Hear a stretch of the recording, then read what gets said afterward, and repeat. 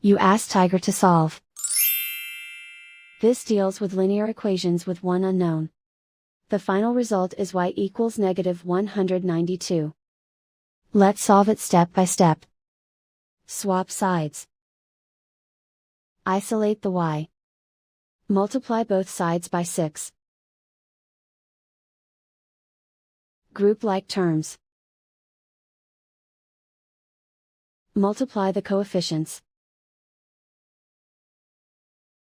Simplify the arithmetic.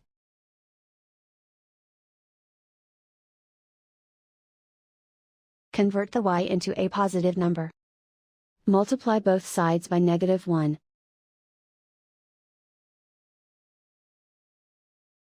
Remove the ones. Simplify the arithmetic. And so the final result is y equals negative 192.